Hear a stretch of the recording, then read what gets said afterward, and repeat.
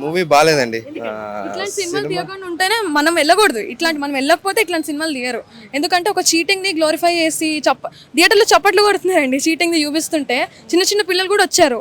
వాళ్ళ పేరెంట్స్ ఇట్లాంటి ఫాదర్ వయసు వాళ్ళు చప్పట్లు కొడుతుంటే వాళ్ళు చూసి ఏం నేర్చుకుంటారు? చిన్న చిన్న అబ్బాయిలు వాళ్ళు కరెక్ట్ అని అనుకుంటారు కదా.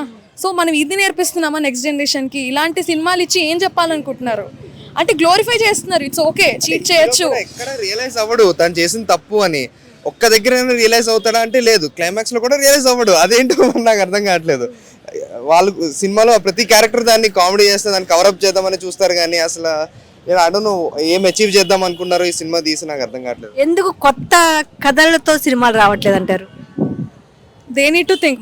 మన నుంచే స్టార్ట్ అవుతుందండి. మనం ఇట్లాంటి సినిమాలకి జనాలు ఇష్టపడి చప్పట్లు ఇలా కొడుతున్నారు కదా, వాళ్ళు తీస్తూనే ఉంటారు. మనం ఇలా కొట్టడం, వెళ్ళకుండా ఆపడం స్టార్ట్ అయినప్పుడు వాళ్ళు తీయరు ఇట్లాంటి సినిమా. రవితేజ ఏ సినిమాలో ఒక మెసేజ్ ఉంటుంది, ఈ సినిమాలో ఎలాంటి మెసేజ్ ఇచ్చాడు? చూడకూడదు, ఆయన నుంచి ఇంకేం ఎక్స్పెక్ట్ చేయకూడదు అనే మెసేజ్ అయితే మాకు వచ్చింది.